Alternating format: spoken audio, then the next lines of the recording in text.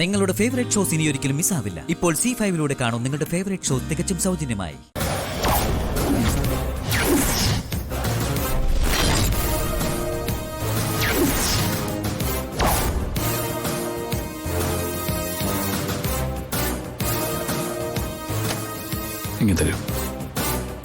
Jasmine, Jasmine ഒരു minute അവിടെ നിൽക്കുമോളെ.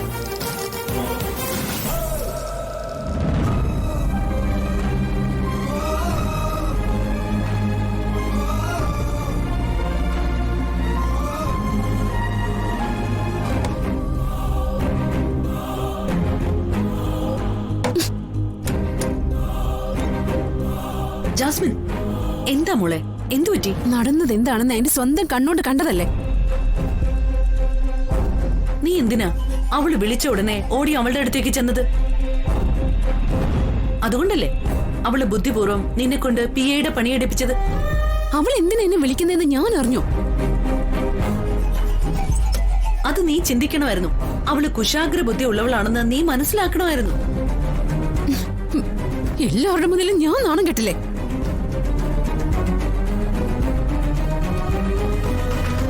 ജാസ്മിന്, പാർവതിയുടെ PA പണി അതത്ര മോശം പണിയൊന്നും അല്ല. വെറുതെ ആ വീട്ടില് ചുറ്റിത്തിരിഞ്ഞ് ഏഷണിയും പരദൂഷണവും ഒക്കെ ഉണ്ടാക്കുന്ന നേരത്തെ ഇവിടെ വന്ന പാർവതിയുടെ സെക്രട്ടറി ആയിട്ട് ജോലി ചെയ്ത നിനക്കിത്തിരി വിവരവും കിട്ടും, മോശമില്ലാത്തൊരു തുക ശമ്പളവും കിട്ടും. നിന്നെ ഞാനുണ്ടല്ലോ. ജാസ്മിൻ വേണ്ട, ഇവളുടെ സ്വഭാവം നിനക്കറിയാമല്ലോ. എല്ലില്ലാത്ത നാവുകൊണ്ട് ഇവള് വല്ലതും പറഞ്ഞുന്നിരിക്കും. നീ അതൊന്നും കാര്യമാക്കണ്ട മോളെ. ഞാൻ അതിനെക്കുറിച്ച് സംസാരിക്കാം. ജാസ്മിൻ, ഇതൊരു ഓഫീസാ. ഇവിടെ വെച്ച് കയ്യാങ്കളി നടത്തിയ അത് മോശം. ഹാ, അങ്ങനെ ഉപദേശിച്ചു കൊടുക്ക്. പിന്നെ ഞാൻ പറഞ്ഞത് അത് വെറുതെ ഒന്നും പറഞ്ഞതല്ല കേട്ടോ.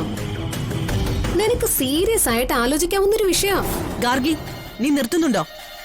ദേ, നീ വെറുതെ എരുതിയിൽ എണ്ണ ഒഴിക്കല്ലേ. എരുതിയിൽ എണ്ണ ഒഴിക്കുക, പുര കത്തുമ്പം വാഴ വെട്ടുക, അതൊക്കെ നല്ല കലാപരിപാടികളല്ലേ. എടി, നീ നിന്റെ പാർവതിയൊന്നും അധികം നെകളിക്കല്ലേ.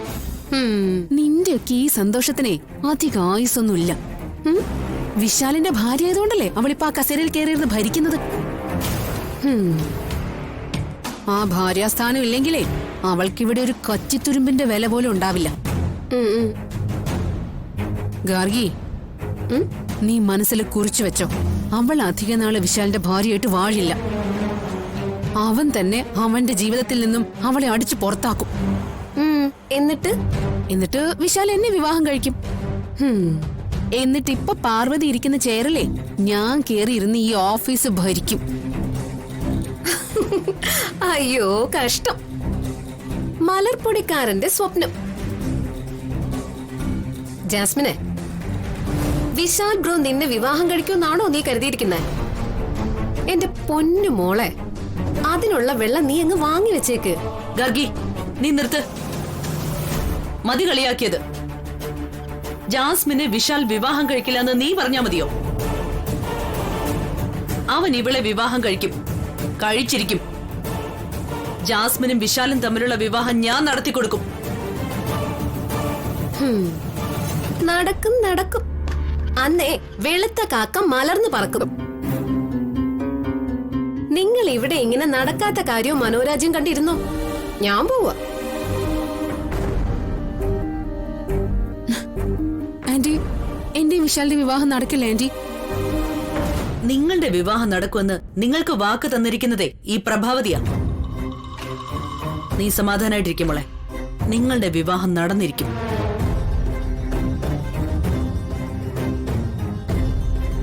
എടി പാർവതി, ജാസ്മിനെ അപമാനിച്ചതിന്റെ ശിക്ഷ നീ അനുഭവിക്കും, അനുഭവിപ്പിച്ചിരിക്കും.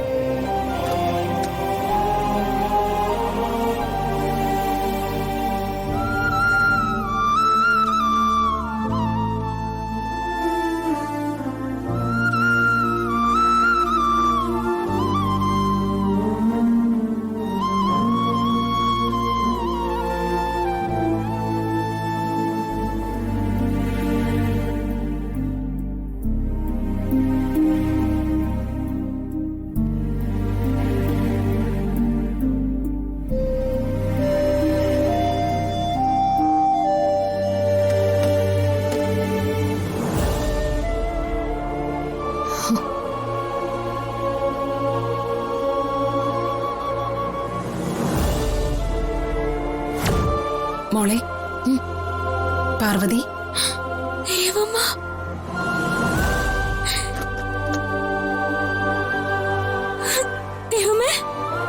മോൾ അവിടെ പോയിരിക്കെ. വേണ്ട, ഞാൻ നിന്നോളാം. അമ്മയുടെ മുമ്പില് ഞാൻ എങ്ങനെ ഇരിക്കാം? ഞാനല്ലേ പറയുന്നത്, മോൾ അവിടെ ഇരിക്കെ. മോൾ ആ കസേരയിലിരുന്ന് ഈ ഓഫീസ് ഭരിക്കുന്നത് കാണാൻ ഞാൻ എത്രമാത്രം ആഗ്രഹിച്ചിരുന്നു എന്നറിയോ? ഇപ്പോ എന്റെ ആഗ്രഹമാ വിശാൽ മോൻ സാധിച്ചു തന്നിരിക്കുന്നത്. എന്റെ സ്ഥാനത്തിരുന്ന് മോള് വേണം ഈ കമ്പനി നോക്കി നടത്തേണ്ടത്. അതുകൊണ്ട് ഞാൻ പറയുന്നത് മോൾ അനുസരിക്കണം. ഇരിക്കെ.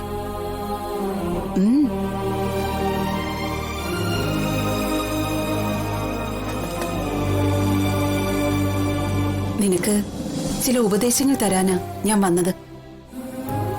പ്രധാനമായും ഞാൻ പാതി വഴിയിൽ നടത്തിയ കമ്പനിയുടെ പ്രവർത്തനങ്ങൾ ഇനി യാതൊരു തടസ്സവും കൂടാതെ നീ തുടർന്ന് നടത്തണം. പിന്നെ നമ്മുടെ കുടുംബം മാത്രമല്ല, എല്ലാ കുടുംബവും നന്നായിരിക്കണമെന്ന ചിന്ത എപ്പോഴും ഉണ്ടായിരിക്കണം. ബിസിനസ്സിൽ ഒരുപാട് കയറ്റിറക്കങ്ങൾ ഉണ്ടാവും.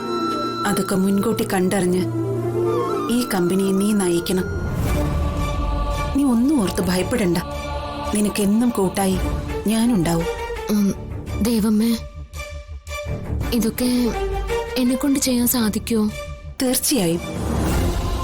ഞാൻ പറഞ്ഞില്ലേ, നീ തനിച്ചല്ല, ഞാൻ കൂടെ ഉണ്ടാവും. എപ്പോഴും, ഏത് നിമിഷവും. ഈ ഓഫീസിന്റെ പടികളിൽ നീ ലക്ഷ്മണ രേഖ വരയ്ക്കാതിരുന്നാ മതി.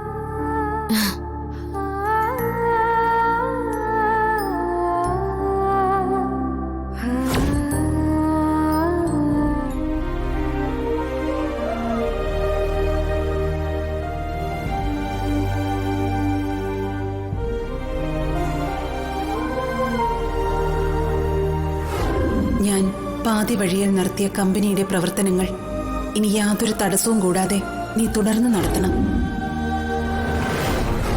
പിന്നെ നമ്മുടെ കുടുംബം മാത്രമല്ല, എല്ലാ കുടുംബവും നന്നായിരിക്കണമെന്ന ചിന്ത എപ്പോഴും ഉണ്ടായിരിക്കണം. ഡൗൺലോഡ് ചെയ്യൂ C5 ആപ്പ്. കാണൂ എല്ലാ എപ്പിസോഡുകളും സൗജന്യമായി.